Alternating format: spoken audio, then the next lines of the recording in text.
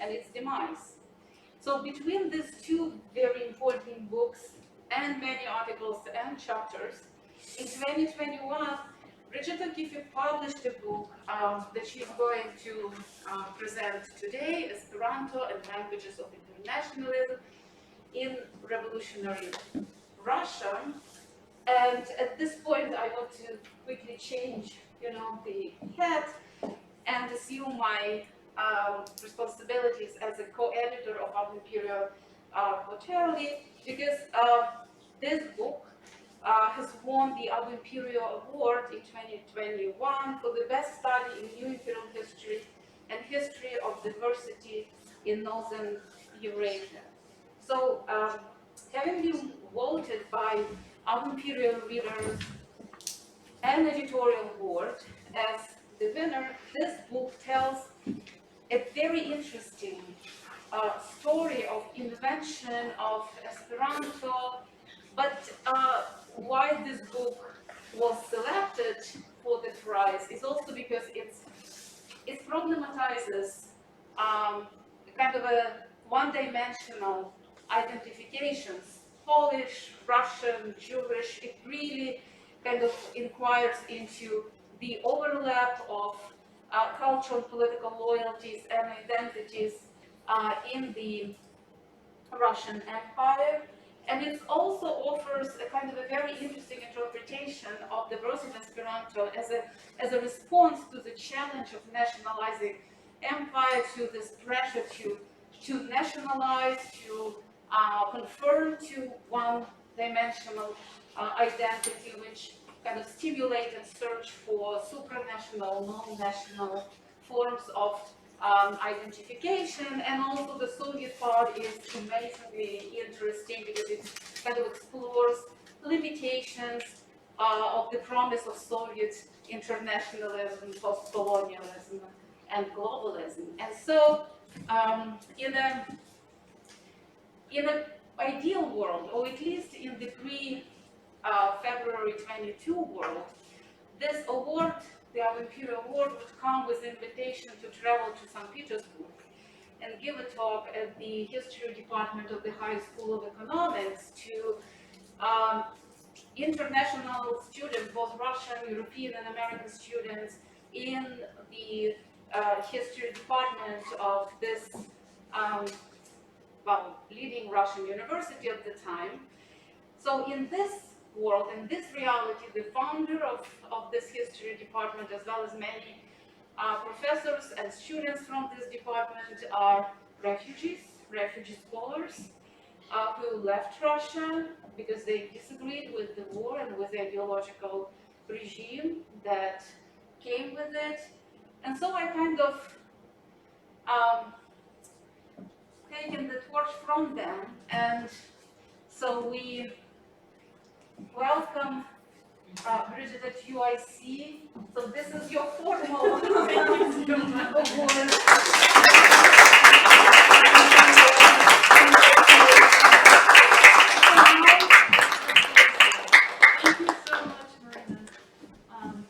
Thank you, Marina, for the warm welcome. Thank you all for coming out here. I don't even know what day it is anymore. Marina can tell you later on the travels ahead. Monday evening. Before I begin my presentation, I just wanted to not only thank Marina for putting all the effort and generosity into getting me here and such a warm welcome, but I also wanted to acknowledge the editors of Ab Imperio Quarterly, who have been, long before the kind of heartbreak and the grief and the cataclysm that we associate with February 2022, had been pushing the field of Russian, Soviet, Eurasian studies more broadly into thinking about the essential imperial qualities of these histories. And so Marina and her fellow editors were thinking about many of the questions and many of the dynamics that now some of my colleagues are only beginning to, in grief and horror, waken up to. And so you've been a leader all along, and you deserve a special acknowledgement for that. This award would have been special to me in any year or in any context, but I also wanted to thank the editors for how they framed the award in when it was announced in April. They acknowledged the book as scholarship that is incompatible with aggression, nationalism, and imperialism, not only politically, but also, and most importantly, methodologically and epistemologically. And it was, those words were in many ways worth far more than the prize of recognition in themselves. And I hope today that we might be able to do Zamenhof and some of the people he inspired some justice. So I'm going to talk to you today about my book, Esperanto and Languages of Internationalism in Revolutionary Russia. But what I first wanted to do actually was to call our attention to give a few moments to a woman named Ida Lisichnik, who is pictured here at the center of this photograph. Ida Lisichnik is a woman who most would consider an utterly marginal figure in world history. She's here assembled with her comrades, her friends, at a curious international event that was known as the 6th World Congress of Proletarian Esperantists, which was hosted in August of 1926 in Leningrad, the Soviet Union. From around the Soviet Union and the wider world, this Congress drew hundreds of devotees of the international auxiliary language Esperanto for several days of internationalist, proletarian, and distinctively Esperantist camaraderie and conversation. And by all accounts, Lisichnik herself wouldn't have missed it for the world. So we should ask ourselves, I think, who was Ida Lisichnik? And why and how might she matter in world history? How and why might she matter to Imperial Russian or Soviet history? And how might we make some sense of her life? Born in 1893, Lisichnik was a 19-year-old student in Kiev when she first learned of Esperanto, a novel international language from a friend. I still remember, she recalled, how the very idea of an international language astonished me. She was dazzled and inspired by the idea of a language that had been created with the express purpose of giving a world divided into nations, quote, a unified language for communication, a language of goodwill and friendship. Esperanto, she believed, would heal the world's divisions. I was literally burning with enthusiasm, she recalled. Lisichnik's enthusiasm for Esperanto only grew after the revolutionary events of 1917.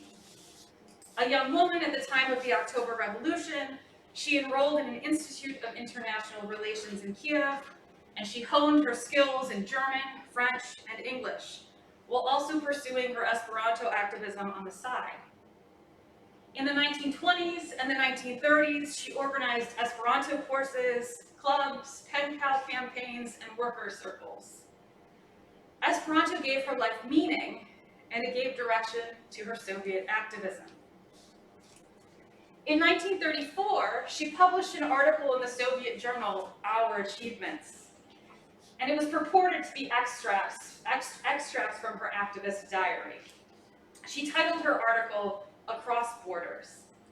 It detailed the ways that Esperanto not only strengthened Soviet workers' understanding of their own and the Soviet Union's place in the world, but also transformed them into conscious and proud global citizens.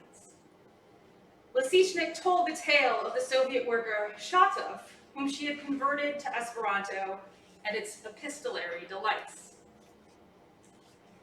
In Lisichnik's representation, Shatov was just a regular guy, a semi-literate worker who had spent most of his life in an isolated village.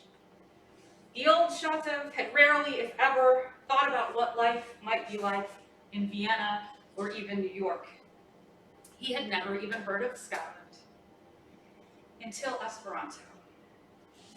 For Shatov, the world became real and meaningful and dear only late in his life, now that he could exchange letters in an international language with his dear friend and comrade, a Scottish worker and socialist of his same generation, who was known to him by the exotic-sounding surname of Macmillan. The arrival of a letter from Macmillan was an event, an intellectual firework. Shatov, Lisichnik said, lovingly stared at this international envelope and studied the stamps that ensured its delivery to his workers' hands. Esperanto, she argued, made manifest international proletarian revolution, or at least its real-life hope. In fact, she argued, it ignited simple Soviet workers' sense of belonging to a wider world of injustices yet to be vanquished by international socialist revolution. Esperanto's power, she knew for herself, but also for Shatov and so many others, revolutionized ordinary people's sense of self, globalized their consciousness, and gave them a practical means to actualize themselves as members of an international proletariat. Much later in her life, in 1959, Lisichnik would recount her proud and happy memories of a Soviet Esperantist youth that conspicuously dated only to the late 1930s. She mentioned nothing then of the repression that her Soviet Esperantist comrades suffered, let alone her own suffering during Stalin's terror of the late 1930s. She focused on the lived international solidarity that Esperanto had made possible for her, for Shatov, and for thousands upon thousands the world over in her youth. And until the end of her days, Lisichnik still insisted that Esperanto had given her, quote, the happiest days of my life. Historians, if they have considered Esperanto at all, have been quick to dismiss it as a failure, as a quirky, short-lived emblem of an earlier age of globalization. Esperantists like Lisichnik have been dismissed as oddballs and pitiable adherents of a utopian project doomed to fail in an age of militant nationalism and pitiless empire.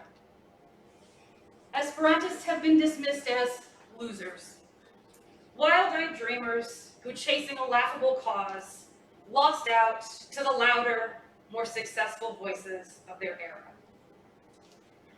However, I'd like to give a nod to Richard Steitz, his classic account, Revolutionary Dreams, right? His classic account of utopian impulses in late imperial and early Soviet life, in which he argued that social daydreamers like Lisichnik and countless other utopians like her deserve better from historians. Quote, what they deserve, he wrote, is empathic laughter, sympathetic tears, and an occasional burst of applause for their courageous and at the same time hard-headed view of reality and their determination to affirm what is best in the human condition. Instead of dismissing Lisichnik as a loser, marginal to the main events of world history, perhaps we should instead take a cue from Richard Steitz. And if we do, I think what we are likely to discover is that we, the heirs of the anxious era that created and shaped Lisichnik and the world, are the real losers. People seemingly stuck with the wreckage of a world that destroyed an array of hopeful, if quixotic, future-focused dreams. Among those forgotten dreams is Esperanto. Esperanto was more than an international language. It was an ideological project, a utopian vision of a humanity whose future would be motored not by any type of struggle, but by a radical empathy. Esperanto was rooted in a fundamental conviction that human beings could be humane, worldly, and united in shared purpose, despite their differences. The people like Lisichnik believed that they could make the dream a reality. I'm sorry, I just messed myself up. That people like Lisichnik believed that they could make this dream a reality matters. It should matter. Perhaps especially so for those of us sickened and soul-destroyed by the nightmares unfolding today in the lands of the very same former empire that prompted Esperanto's birth in the first place. And so it's to late imperial Russia that we're going to now turn. In 1887, a humble Jewish eye doctor named Ludwig Zamenhof tried to kickstart a global revolution. From the western borderlands of a Tsarist empire in crisis, he launched a new international language of his very own creation, and he called it Esperanto in the express name of hope. Esperanto was designed to do far more than make it possible for diverse peoples to effectively communicate with one another across linguistic, ideological, national, and imperial borders. Zamenhof designed Esperanto to heal humanity's fractures. He hoped that Esperanto would bind the world's diverse peoples together as friends, as family, if nothing else, as fellow human beings. Again, despite their differences. The dream was that Esperanto would allow people all over the world to better understand and appreciate one another, no matter the differences or similarities that they discovered in one another in the process. Again, it was a project fundamentally of radical empathy. It was a vision not only for creating a new international language, it was a vision for creating a new type of human being. A human being equipped with empathy for all their fellow humans and a global consciousness that made possible by an ostensibly easy to learn international auxiliary language. Perhaps most improbably of all, what began as a language book published in the state language of Zamenhof's empire, the Russian Empire, lit the spark of what would become a global movement. Around the world, women and men of diverse backgrounds soon embraced Esperanto as a language of hope and as a vehicle of their own cosmopolitan self-fashioning. And while we may have been primed to think of the Esperantists, if we think about them at all, who heeded Zamenhof's internationalist call as a rare type of oddball, we do well to understand from the start that in their own time, they were not outliers or even particularly exceptional. Rather, they were exemplars of the era that produced them. The Esperantists who animate my book were, alongside the educated contemporaries in Russia and across the world, exceedingly self-aware that they were alive in an age of kind of galloping and ferocious globalization. They knew, they appreciated that theirs was a revolutionary era that transformed how people traveled and communicated with one another. It was upending in real time how people thought about time, space, and their relationship to both. The late 19th and early 20th centuries witnessed ordinary peoples drawing into a veritable world's fair of new imagined communities, social networks, and circuits of exchange. These were national and transnational, imperial and transimperial, local and very global. As the world shrunk and the universe of possibilities expanded during this time, ordinary people reached out to the world and across borders. They sought meaning and membership in global communities committed to humankind's transformation. And so Esperantists, in this sense, were, again, exemplars of this lived and very ordinary type of internationalism. They were self-styled, self-made, global citizens, empowered, in this sense, by a language that afforded them the opportunity to communicate across and beyond borders. In Esperanto, many ordinary people found a real outlet, one that they had been kind of aching and searching for, through which they could creatively layer, combine, and remix their identities and their interests. Personal, ideological, local, national, imperial, global, regional.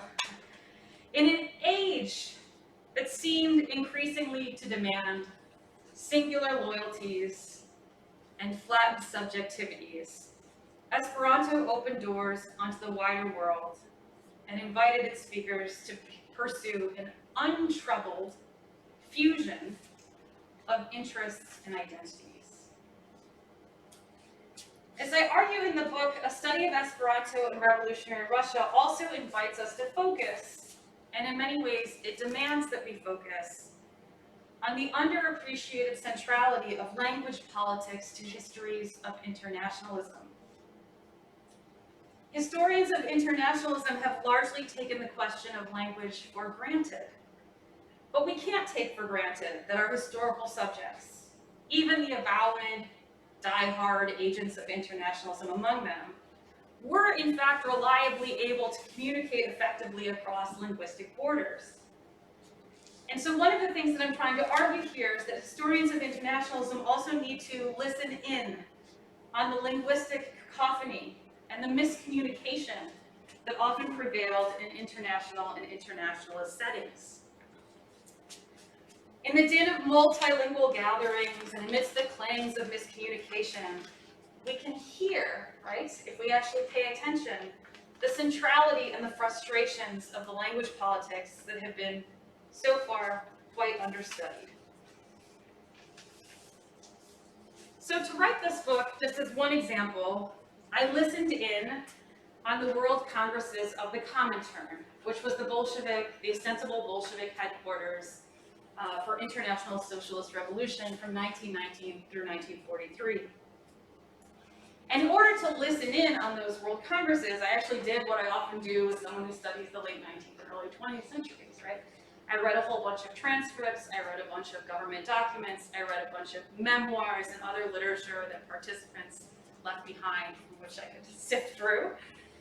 And what I found was actually what I heard.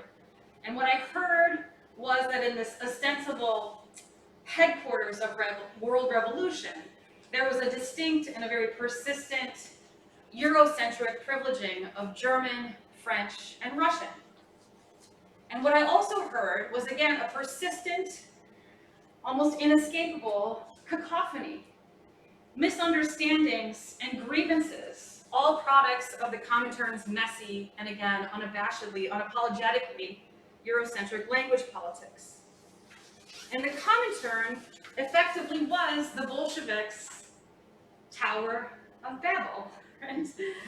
And without a shared international language to unite them, the socialist revolutionaries who assembled in Moscow or in Leningrad for these periodic Comintern World Congresses frequently experienced the task of scheming for world revolution as nothing more than an enormous headache. One Spanish Comintern delegate named Pestana later recalled of these congresses, quote, "The number of translations required made the discussions endless. The whole thing was immensely time-wasting." And he noted that as the Cominternarians grew increasingly exhausted, the translations were shortened more and more until there scarcely remained anything of what a speaker had actually said. Pestana wasn't an Esperantist, but after days of enduring the messy, exasperating language politics at the Comintern, he urged the Comintern executive to adopt Esperanto as a working language of translation. In earlier history of the Comintern rarely, if ever, paused to consider these linguistic obstacles faced by a so-called global proletariat. And so listening to language politics means better understanding the centrality of language to history's international experiments, but it also allows us to better get at what we social historians especially like to call lived experience. Taking this approach opened up the Comintern to me is actually a pretty interesting place, right? Even if an unhappy one. It opened up the Comintern to me as a space of linguistic confusion, of a whole freight of personal slights and hurt feelings, of Cominternarians falling asleep during speeches that they couldn't understand, of jokes laughed at but not understood, of exclusions, of cliquishness, of Eurocentrism at the heart of the Bolsheviks' internationalism, and of women, because the translators and interpreters, almost to the last, were women, who were doing essential but thankless work. And so from this angle, we can also more clearly see the Comintern as an institution profoundly shaped by the all too human realities of the actual human beings who people it. In talking to you about my book, I want to spend a moment here just kind of like zooming in and telling you a little bit about its component parts, again, very briefly, And then I want to zoom in on three moments that I think will invite us not only into the dream worlds, but also into the very real worlds of the Esperantists who animate my analysis. The book begins in the so-called era of Russia's Great Reforms, this momentous and conflicted, tumultuous era of late imperial Russia. And it ends rather tragically in the Stalinist terror of the late 1930s. The focus throughout is on ordinary people, right, and how they used this language or contested this language as a means of asserting themselves as kind of participants in wider global forces. And I begin the study with Zamenhof himself. And I want us to understand him as someone whose imperial Russian milieu, very specifically imperial Russian milieu, shaped his worldview and prompted his search for this healing international language in the first place. I next turn to the ordinary people all over late imperial Russia and also outside of the world who rather improbably took up this language and gave it life, right? And I look at the kind of social networks they created, the new cultures of Esperantism that they created, and the experiences that participating in this movement afforded them. The third chapter is the one that I gave you a little taste of just 2 minutes ago, and it is a look at how Esperantists kind of joined the revolutionary movement after 1917 and brought to the Bolsheviks' feet what they said was an undeniably urgent, inescapable question. How do you ignite worldwide proletarian revolution when an international proletariat cannot speak, right, cannot converse, right? So this is the chapter where I kind of look at the language politics of the Comintern in particular. In the fourth chapter, I look at how Soviet Esperantists endeavored to offer what were undeniably kind of niche language skills to the pursuit of interwar Soviet cultural diplomacy. By means of international pen pal correspondence, transnational radio, and transnational print culture, Soviet Esperantists attempted to spread the fire of Bolshevik revolution abroad in the language of Esperanto. At home, they offered foreign visitors to the Soviet experiment unmediated access to Soviet citizens and Soviet realities by means of what they claimed were the unfiltered conversations that Esperanto uniquely offered to these foreign visitors. Theirs was a vision of comrades without borders. But this, in the book I argue, was ultimately a vision of transcending borders, of triumphing over borders, that ultimately, and actually very quickly, proved out of sync with a Soviet cultural diplomacy that relied upon linguistic barriers and that was centered ultimately on a very micromanaged surveillance of foreign visitors and the Soviet citizens they interacted with in this interwar period. Esperantists in the early Soviet Union raised all kinds of inconvenient questions about linguistic transparency and grassroots internationalism. And in the 20s and 30s, Soviet officials increasingly furrowed their eyebrows in worry and in consternation as they considered the dangers and maybe even the arguable putative benefits of cross-border friendships between ordinary pen pals conversing in a niche international language. Esperantists also seemed to distinctly personify the Stalinist dilemma of foreign language instruction in an age of rapid industrialization. And so in the book's fifth chapter, I examine the Stalinist debates about foreign language instruction writ large. And these were debates that got to the heart, right, of a lot of the dilemmas at the center of the Stalinist industrial revolution. In 1928, I did not know this before working this book, the Soviet Union launched what they called a foreign languages to the masses campaign, on the premise that industrialization demanded that Soviet citizens be able to access and comprehend blueprints, manuals, and scientific expertise that was largely unavailable to them in the Russian language. So Soviet citizens were exhorted to study English, German, and French, what the Soviet state called the living languages, deemed essential to Soviet industrial success. Esperanto was conspicuously absent from this list of prioritized foreign languages. And so throughout the Stalinist 1930s, as the Soviet Union was engaged in these wide-ranging debates about foreign language study and methods of international communication, Soviet Esperantists did their best to kind of find their way in, right, and offer up certain advantages to the Soviet state, even here in terms of industrialization. But the 1930s were a stressful time in all kinds of ways, domestically and geopolitically, and ideological as well as security concerns loomed large. Esperanto was at first simply dismissed as not a serious contender for international language of expertise transfer. But then it was demonized in a quite different way. The book, as I said, ends in a somewhat predictable tragedy. Namely, it ends with the decimation of the Soviet Esperantist movement during the purges and terror of the late 1930s.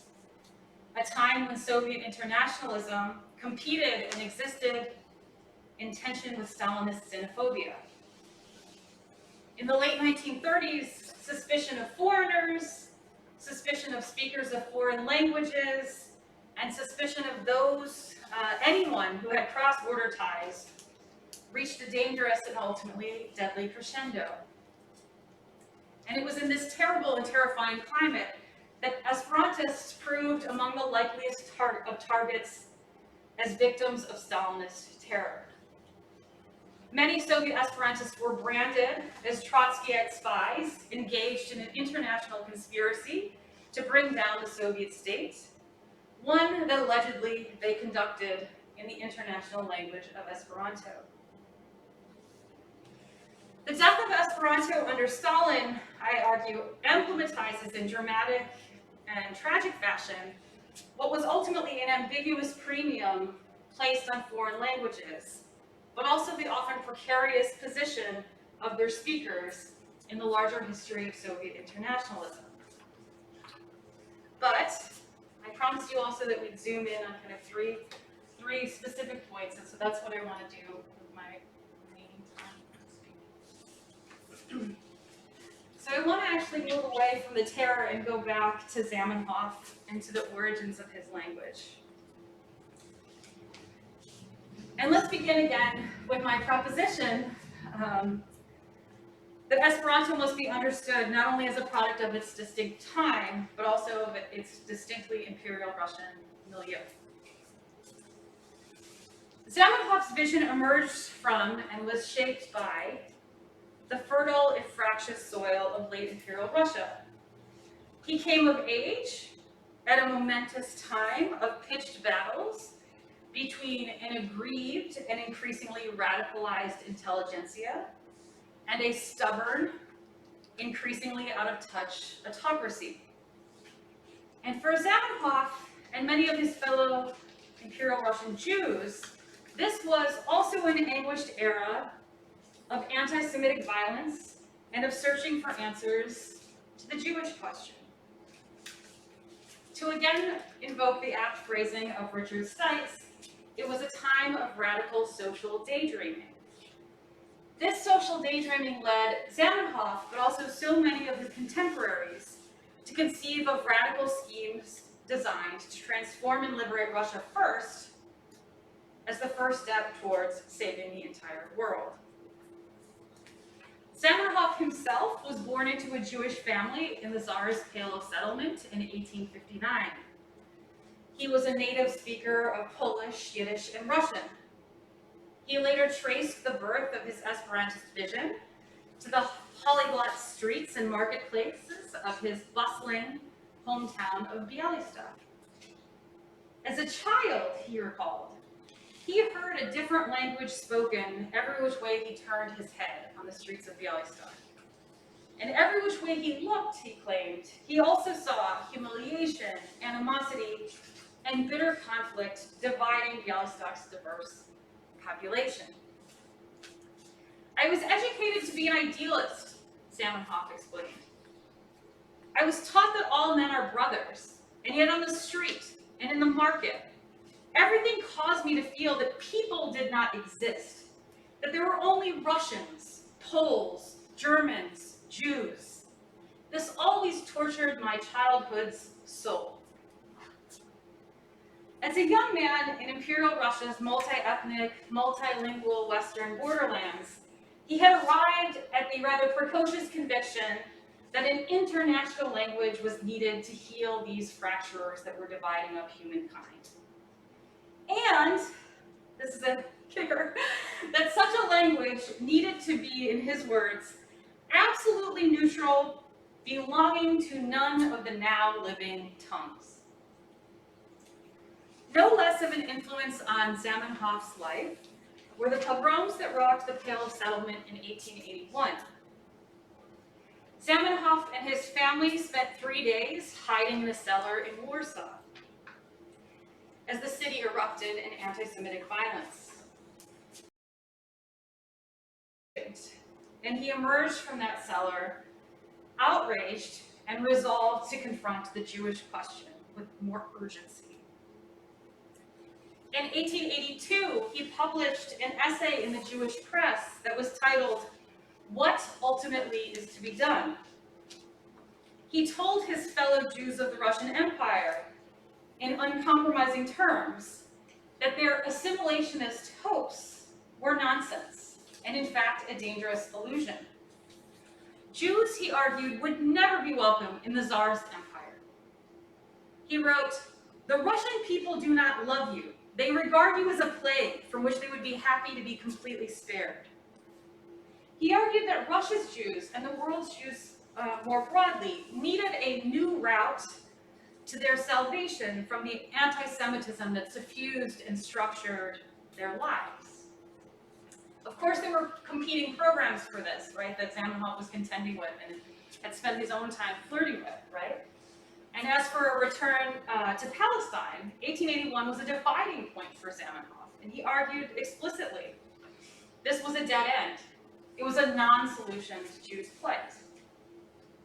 The solution he had to offer to the Jewish question, for the plight of the Jews of Imperial Russia, but also to the plight of Jews the world over, was a language of his own creation. It was Esperanto. Now, when Zamenhof launched Esperanto in this primer in 1887, he very strategically and savvily marketed it to humanity as a practical utility. It was an international language, right, that was going to ease the language problems of a globalizing world's exchange of ideas, of people, of goods, of transactions. But internally, his vision again was much more far-reaching, and it took him some time to grow with some comfort in being more explicit about how his vision of Esperanto was this utopian vision of creating a new type of person and a new type of humanity, motored by universalist ethics rooted in a fundamental empathy made possible by his international auxiliary language. In 1901, he published a new tract, a quite weighty one, that he called Hillelism. This was Zamenhof's programmatic statement for how Esperanto would save Imperial Russia's Jews, but also ultimately how it would save the world. In it, he asked, quote, to his fellow Jews, "Who are we exactly? We are not Russians, nor Poles, nor Germans, and neither are we a Jewish nation." Rather, he argued, Jews were a shadow people, this was his phrase, clinging to what he saw as the false promises of assimilation and Zionism. What Jews needed to do, he argued, was to focus in on what he regarded as the most vital moral and ethical principles of the Jewish faith and leave all the other stuff behind, essentially. And so, for Zamenhof, the core principle of Hillelism was also the core principle of his vision for Esperanto. Be kind to others. Do unto others as you would want done unto you. Be empathic towards all humankind. This was about retraining yourself and becoming, again, a new type of person, open up to the world and willing to treat fellow human beings as fellow human beings, not above nor below.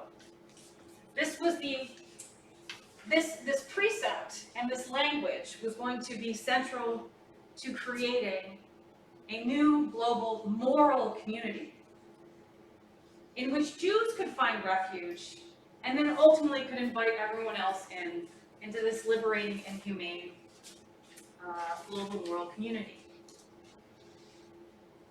I argue more broadly in the book that Esperanto was Zamenhof's lifelong effort, explicit effort ultimately, to combat what he regarded as the inherent ethnic, religious, and linguistic chauvinism that he believed inhered in the Russian Empire, his homeland to which he painfully acknowledged he would never fruitfully belong.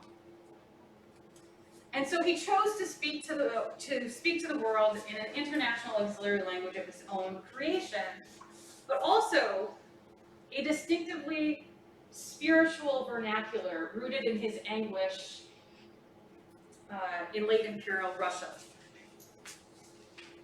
As a Jew, Zamenhof believed that he would never find salvation or true belonging in the Russian Empire or anywhere else in the world not revolutionized by Esperanto. Now, here's part of Zamenhof's big problem. Esperanto, his international auxiliary language, it took off, right? It actually took off with like a surprising rapidity in the late 19th and early 20th century, and it did become this global movement. But Hillelism remained essentially a party of one. It was a rather lonely Zamenhof endeavor. And part of the reason why Esperanto was so successful in igniting people's imaginations in these years is because people all over the world, actually in ways that mirror the way Zamenhof himself thought about his language, saw in Esperanto, right, the productive prospect of taking this language and using it for a wide variety of ideological and practical purposes as well. So capitalists and Catholics, scientists and feminists, school teachers and stamp collectors, socialists, people all over the world, and with a wide array of oftentimes competing interests and purposes, saw in Esperanto the potential to link them to colleagues and potential friends all over the world. And so most of the people who were drawn to Esperanto in these years weren't seeking necessarily a solution to the Jewish question, but rather an international language that could network them into a wider world.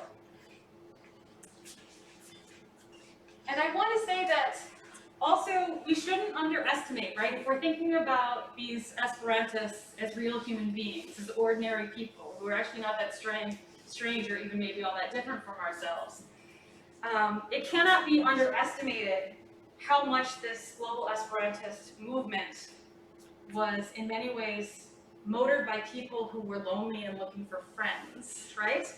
Or maybe even not so much lonely, but just in a kind of basic way looking for friends and to make human connection and to be curious about their world. In 1908, a British Esperantist named Margaret Jones published a pamphlet making a kind of great push for Esperanto. And she touted it as a kind of ready-made cure for boredom and loneliness. She wrote, "If you are lonely and have no friends, if you long for intellectual sympathy, learn Esperanto. You will find warm friends wherever you may seek them, even in the most distant corner of the earth." Russian Esperantists of the Russian Empire, were primary among the pioneers of Esperantist social networking at the turn of the century. They benefited from Esperanto coinciding with the expansion of affordable postal services all over the world.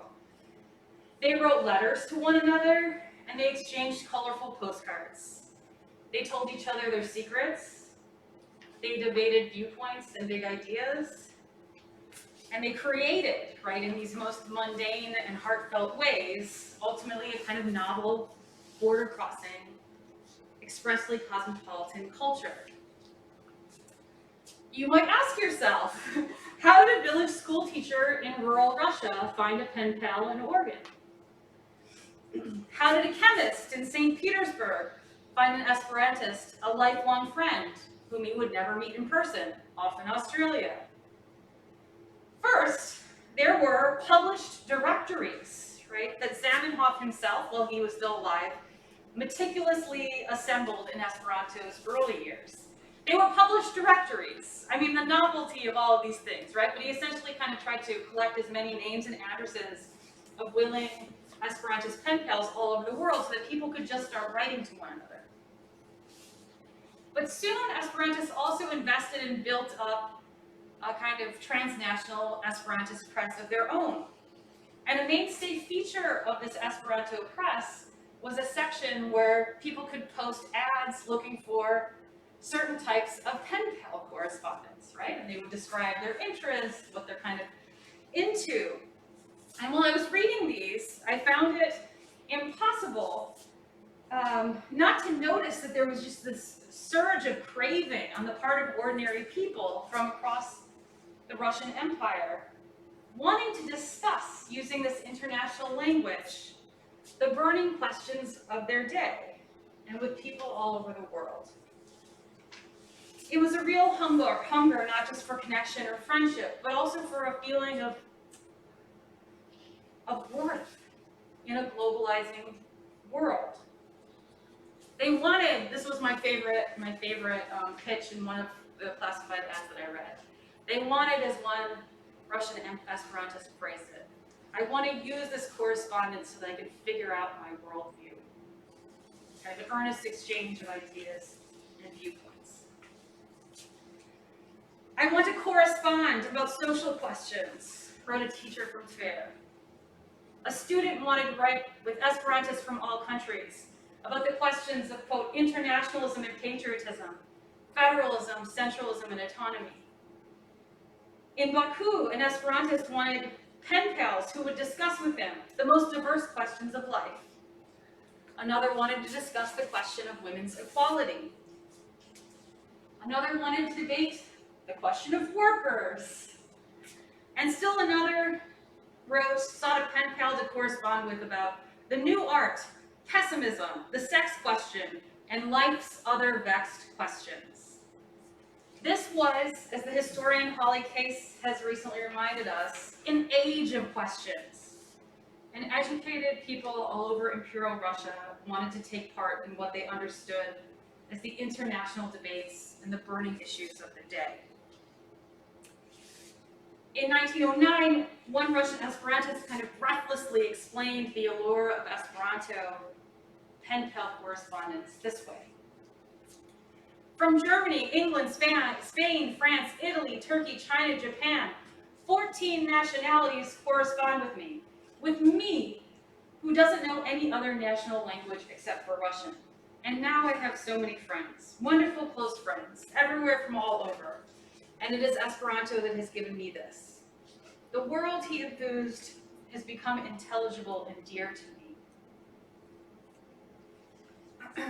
Their world, the Esperantist world, was of course upended by the Great War, no less than the revolutions that rocked Russia in 1917. But many Esperantists quickly adapted their Esperantist visions to the new dictates of the emerging Bolshevik culture. They tried to, at the very least.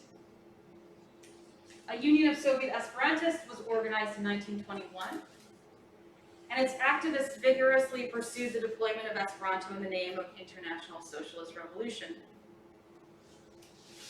Esperanto, as I explained earlier, they insisted, promised foreigners a kind of special, unmediated access to the Soviet people. When Esperantists met up with foreign visitors to the Soviet Union, they claimed nothing was lost in translation, there was no confusion, you just had solidarity and camaraderie. Lev Kopelev later recalled how, when he was a Soviet schoolboy, he discovered Esperanto in the 1920s. A teacher of his had brought to class a kind of satchel of his own Esperanto pen pal correspondence as a kind of show and tell. And Kopelev later recalled that he was thunderstruck by this otherwise mundane moment. But he watched as this kind of satchel was poured out onto a table, and out from it came letters, postcards, envelopes, and journals received from all over the world. He wrote, "They were so bright they seemed lacquered with rare and wondrous stamps. You could hold them in your hands and sniff them. You could inhale the air of London, Paris, San Francisco, and Tokyo." Let's not forget that Soviet citizens couldn't just get on a plane and travel in the 1920s and the 1930s. What excited Kopelev and Esperantists all over the early Soviet Union was this possibility of unmediated communication.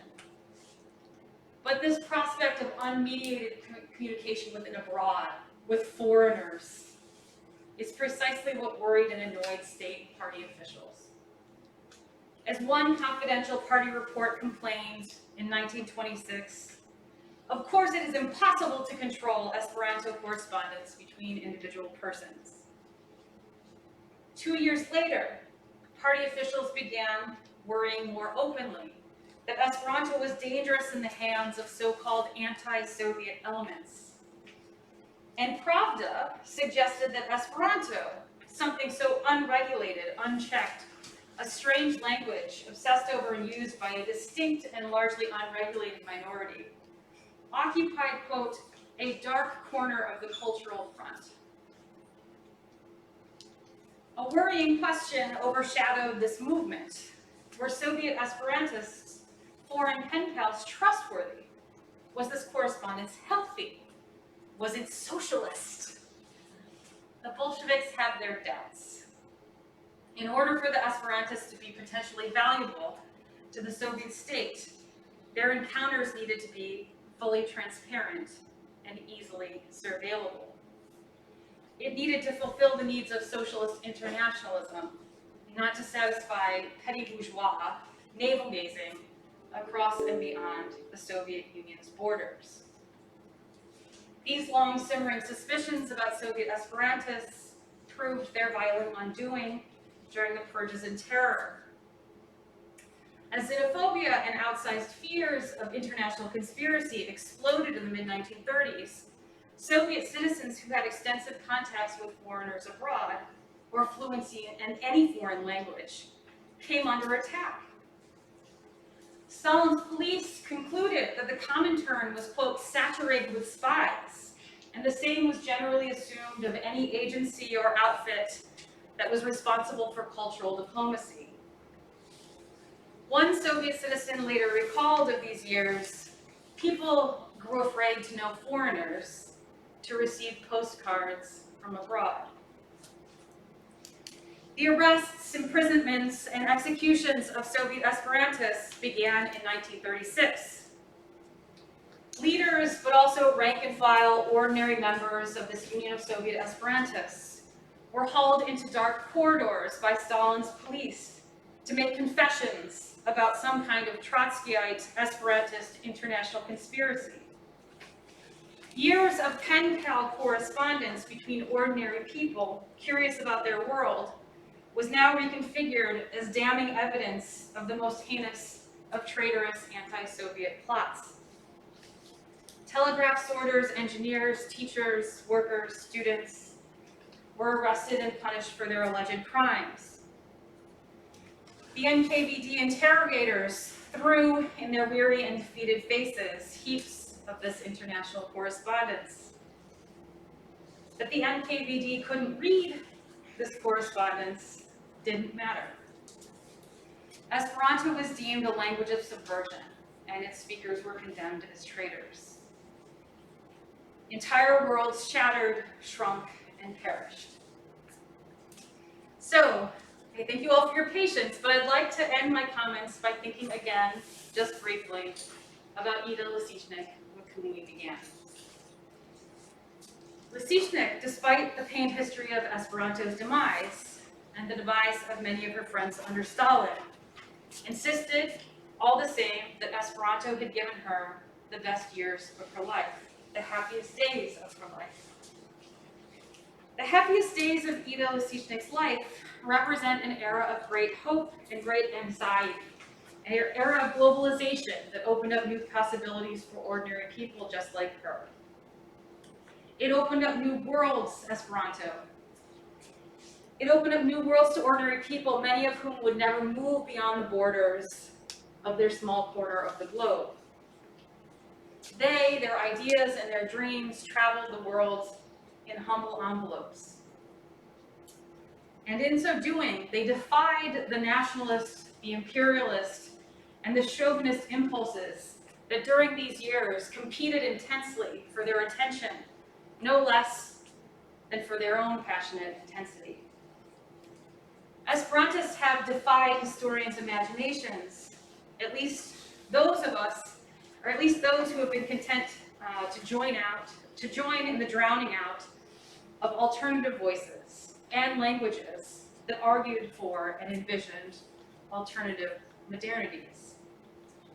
So I hope this book can help us to better understand ordinary people, to listen in on their grassroots internationalism, to understand their various motivations, to pay attention to these language politics that have so often been overlooked.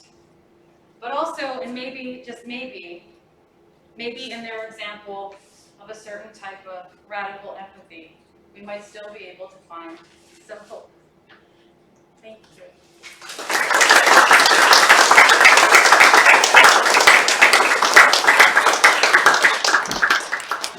Thank you for a very interesting talk, and now is the time for your questions and comments.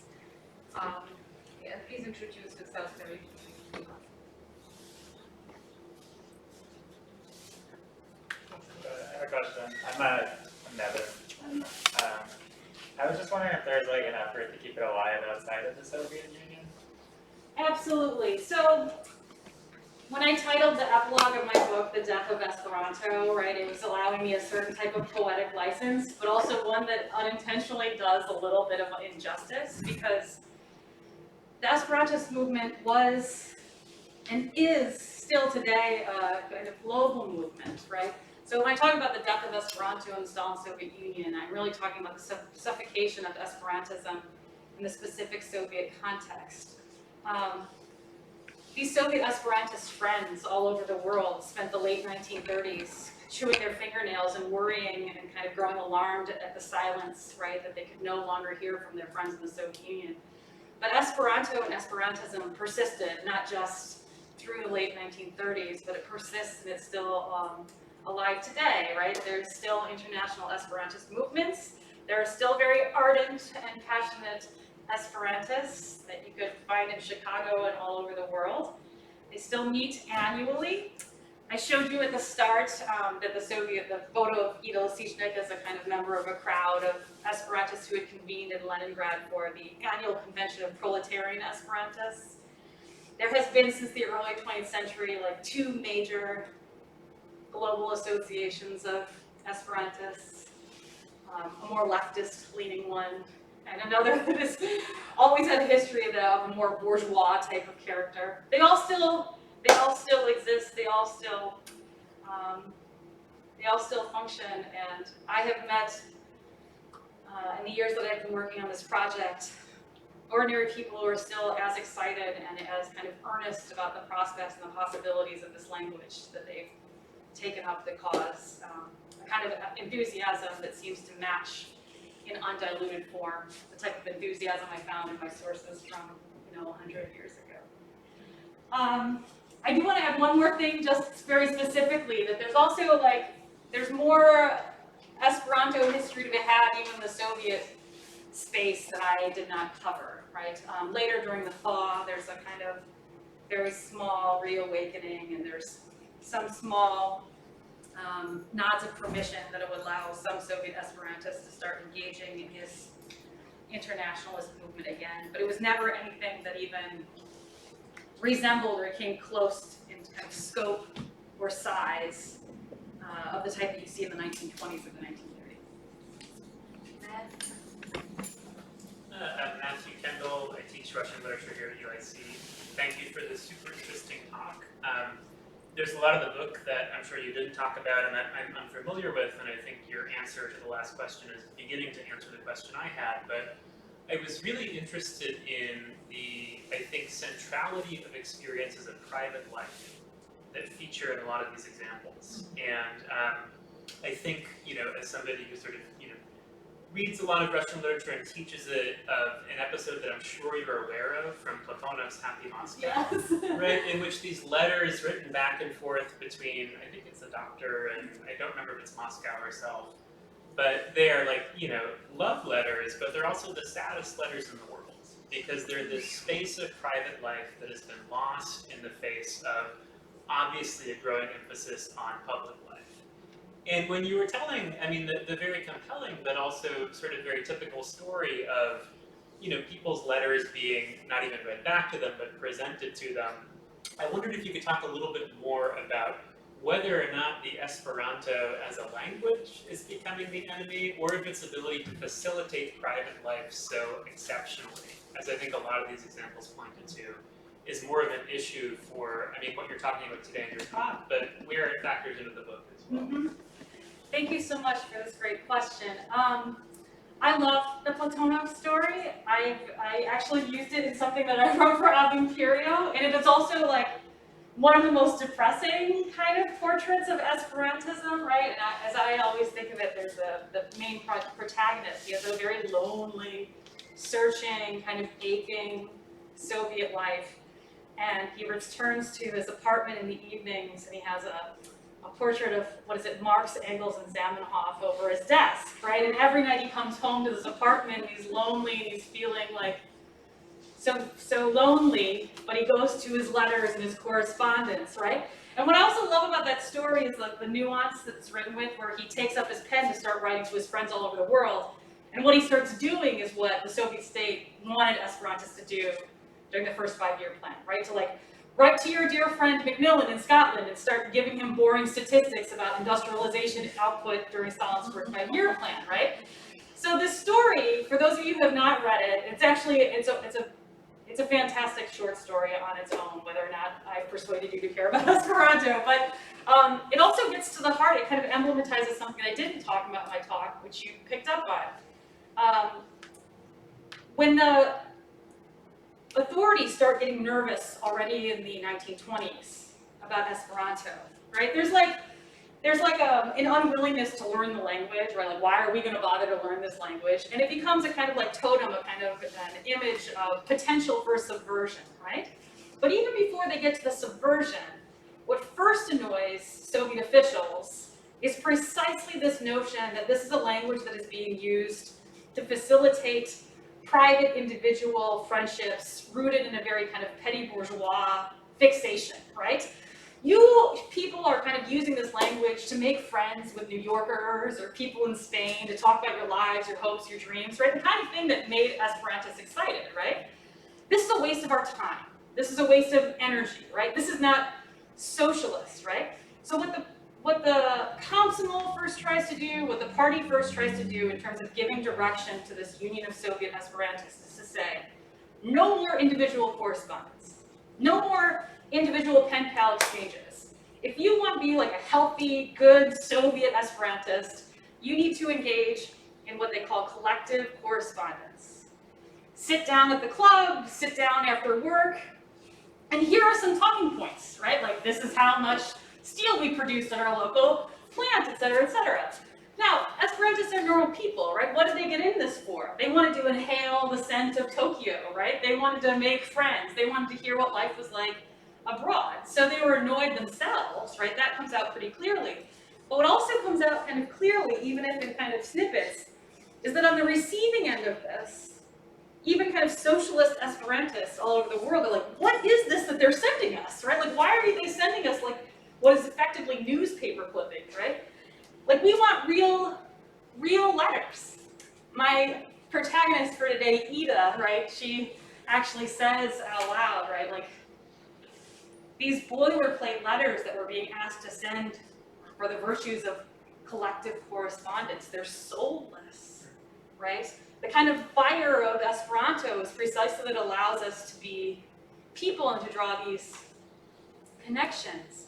The other thing that I try to make a point of in the book in explaining this kind of tussle that plays out, right? Because Esperantists want to write their comrades, their friends, and the states like send them statistics, is that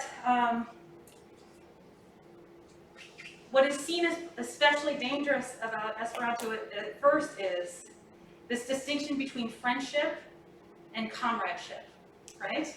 That friendship is something too individualized, too private. You hit the nail on the head, right? And that if Esperanto has any potential utility for the state, it needs to mobilize the public good, right? That this correspondence should be about camaraderie, not friendship. And the friendship is where the danger lies. So long before, I'm a historian, so I don't believe things are inevitable, right? But the first kind of vehement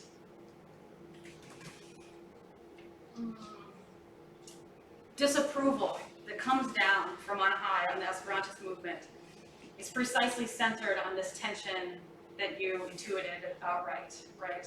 That Esperantist is dangerous because of its enablement of a certain type of private relationship. Thank you. Michał Markowski, Polish, Russian, and Lithuanian studies. I'm interested specifically in the origins of Esperanto, but before I ask my question or two questions, so let me say a few words about like personal anecdote which is related to Esperanto, and not many people have this experience, but here. And so I grew up in a medium-sized Polish town which belonged historically not to the Russian Empire, cultural influence, but to the German Empire. So that was a completely different story to tell about who invaded us. And of course, and then my favorite place to go was when I was in high school. It was in the 70s. It was the second-hand bookstore, on the door of which was a sign, "We speak Esperanto." I had no idea what it meant, of course, but it was so different from anything I knew by the time. So then I was too shy to ask the guy inside, well, what does it mean? But I knew how to read encyclopedias and stuff. So I learned a lot about what it is. The issue was that even if I asked this guy what Esperanto was, I would never be told that that it was invented by a Jewish guy. That was out of question by then. So because Jewish culture as such, even if it influenced immensely Polish culture, was kind of under the rug. So and this is my question. So your story is very compelling and convincing, but I believe that it can be shifted if it is not seen. The history of Esperanto, as looked from the Zamenhof perspective, is not seen from the imperial perspective, but from the other side. And actually, I was pretty much surprised that you didn't mention that actually all of his life he lived as a cultural Pole.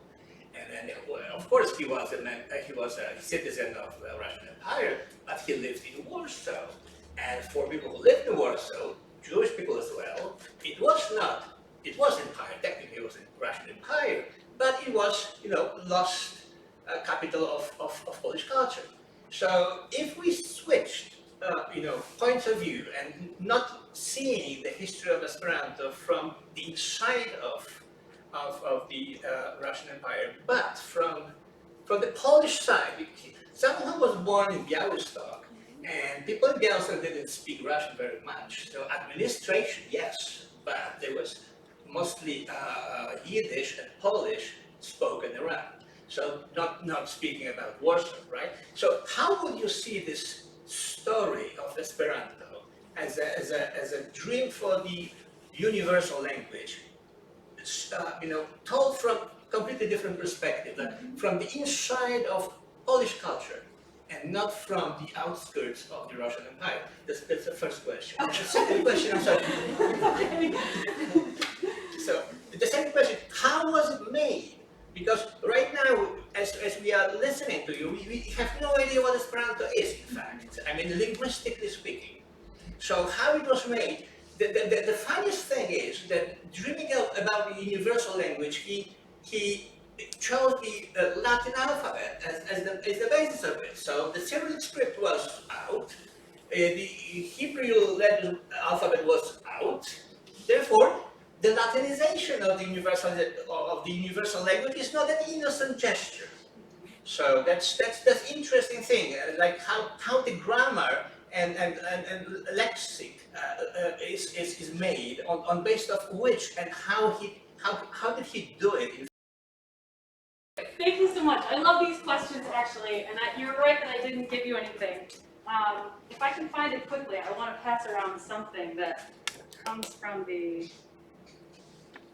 original primer that he produced. May I pass it around? Sure. This one? So I'm going to begin with your second question first, right?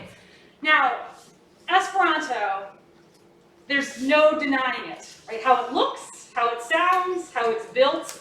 There's no more apt descriptor than Eurocentric, right? He primarily kind of he was like a language geek, right? Like he loved learning foreign languages, he loved studying languages, and he came from a part of the world in which it was like normal to be multilingual in and of itself. He was also, and this is part of my answer to your first question, he was the son of a Jewish German language teacher in Bialystok, right? Who had his own kind of take on the Russian Empire and all of the rest. So he designed it to have something like 900 root words. And when you look at the first 900 root words, and you've studied a smattering of French, or a smattering of Italian, or a smattering, right? You can pick it up right away. And then otherwise he designed it to be a kind of language in motion, a language to be evolved and to use the kind of linguistic magic of affixes, right? I'm not a linguist, so you're getting like my take on it, right? But should it surprise us? I know this isn't exactly your question. This is the question I'm posing rhetorically. Should it surprise us that a guy who was a product of his era, a kind of exemplar of his era, as I'm describing him, that he would offer the world what he called a universal language, an international language that was unabashedly European in design? No, right? This was a time in which, right, the world was kind of a flutter, right, with all of this, like the great dawning of the age of international organizations, international meetings, international congresses, international weights and measures, right? Like there's the bizarre kind of dynamic of this era in history, right? This throbbing internationalism while also you have this increasingly militant nationalism and all of the rest. Much of that movement, much of that drive to internationalize quote-unquote global life came from people centered in Europe who, when they talked about universalism, had in their mind, first and foremost, Europe and North America, right? That for them was universal, right? So I think in this sense too, he also is representative of this era and how people were thinking of what it means to globalize, what it means to universalize in a world that is increasingly interconnected. And there was not much of a kind of pause for him. There wasn't like a pause or a reckoning where he thought, well, maybe I should make this still more global somehow and start integrate some other types of non-European languages even into its design. Now, to be fair, I don't come up with languages myself on any given day, but he was also working with what he knew, right? He was working with the languages that he spent time learning and thinking about and all the rest, and thinking about what nuts and bolts of them seemed to work best. Now, it's an unabashedly Eurocentric language in its design. It comes out of a larger, very Eurocentric type of universal engagement. And yet the reality then and now too is that despite its Europeanness, Esperanto ignited people who didn't have one of these Romance languages as a native language, right? It has inspired people all over the world to take it up willingly and with cause.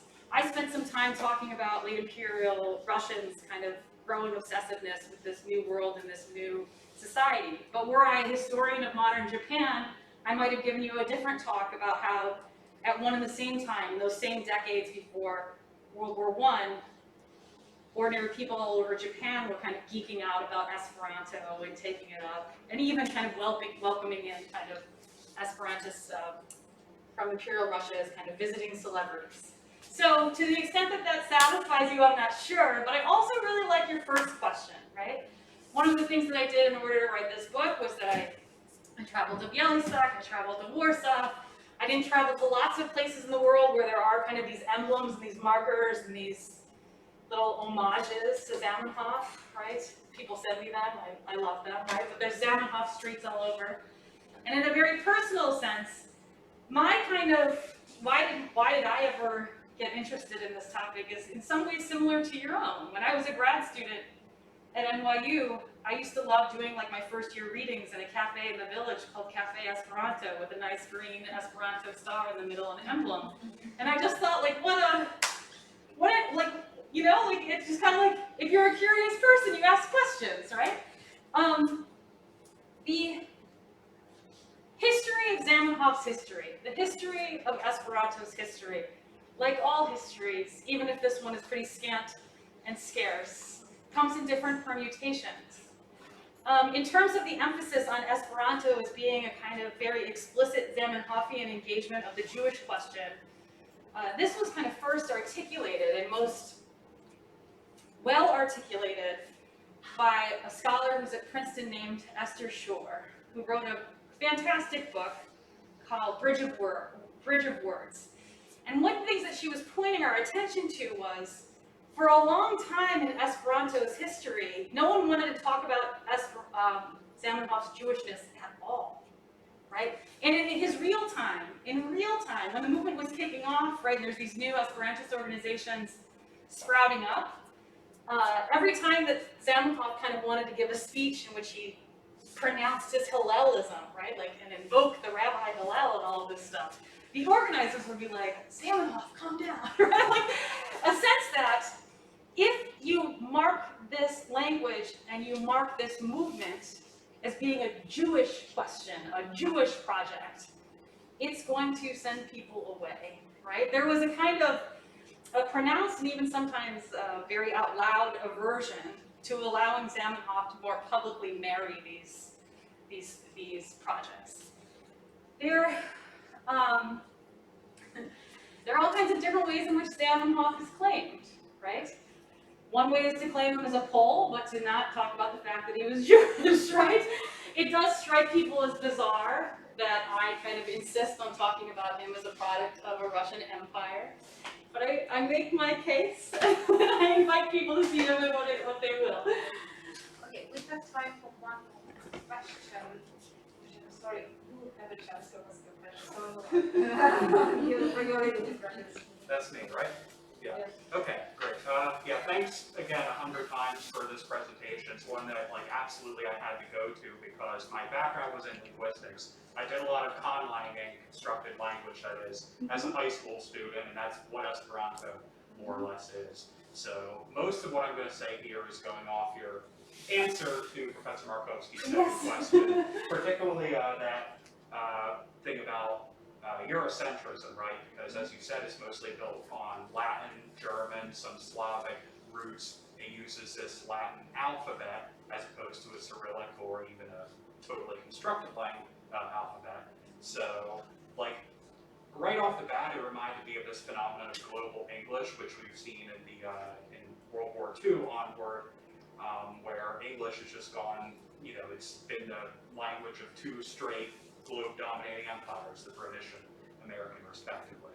And on the one hand, it's great because a lot of people know English, and so it is kind of an international language in and of itself, but it also has that imperial core, and Esperanto in some sense has an exact same problem, except one step removed because it's a product perhaps of Eurocentrism rather than Anglocentrism. So I'm wondering, like you mentioned, this hypothetical Japanese historian who might tell the story of Esperanto in a different way, but you might also imagine a Soviet citizen who's thinking, during the 20s and 30s, this was when literacy campaigns were ongoing. And so, you had all these workers who were learning Cyrillic and Russian, reading in their own native language. So it might be harder for one of those people to learn Esperanto, from not only step 0, but step -1 in a manner of speaking. Whereas someone who, like a Russian middle-class person, a petty bourgeois, to use the language of the Bolsheviks that we've been criticizing with good reason. There's also like this class element because you'll pick it up really quickly if you've dabbled in French and Italian, but I don't think a lot of coal miners are dabbling in French and Italian. Yeah. It's a great antidote to boredom and loneliness. You're probably not going to be very bored if you're working 16 hours in a coal mine.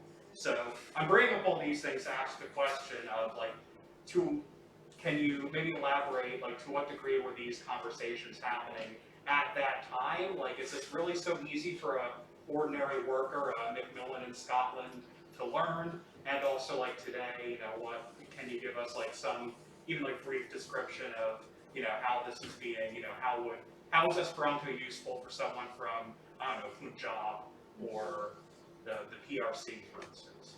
Thank you so much both for the comments and the question.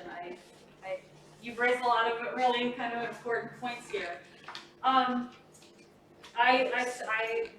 said a lot to you, right? So some of the nuances surely were just like, I'm kind of burning off this point. But, right, one of the things that I'm always careful to kind of try to emphasize in any event is the claim that this is an easy to learn language, right? Easy for whom, right? Now, Zamenhof himself addressed the question unasked in one of his first applications to the Tsar's ministry asking for permission to put out a publication in. And he said expressly, this is an easy to learn language for any more or less educated European, right? I mean, he was aware, even if he didn't kind of spend most of his time agonizing about it. And there was a kind of built-in expectation that you don't just take an illiterate peasant and kind of have him magically, absorb and start speaking and writing Esperanto. But if you go back to my comments about Lisichnik, right, and how she and her fellow Soviet Esperantists were making the pitch, right, and making the claim over and over to Soviet officials, I emphasize their kind of pitch as like, we can allow Soviet workers and foreigners to kind of have these unmediated conversations. But another huge part of their pitch was Esperanto is much easier to learn as a foreign language for a worker, right? For a worker who hasn't been given all of these kind of fancy imperial education in foreign languages, who has to learn Russian at the same time. And they also even make some kind of like ham-fisted, very like functional arguments, right? You want your average Soviet worker, after doing a long shift in the coal mines during the Sahanovite campaign, to also learn German and French and English so that they can read foreign manuals. Well, why don't you have them try Esperanto first, because it's easier and it'll be kind of like a gateway drug for learning all of these other languages, right? They do try to make this argument. It's ultimately not terribly persuasive on the part of, the officials in charge of the commissariat of the Enlightenment. But it's one that they play with in ways that, for me, as a historian, I don't find terribly persuasive. But they try to argue even in the Comintern, right?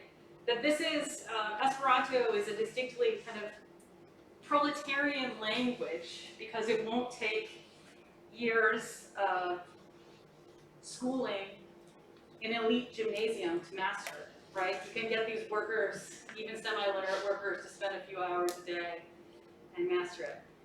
In terms of what Esperanto has to offer someone in the Punjab today, I'm not entirely sure I can answer that question, but I will say that I think that Esperanto still offers to those people who are attracted to it, or at least curious about it, some of the same kind of feelings of excitement that the people I studied felt when they were first drawn to it.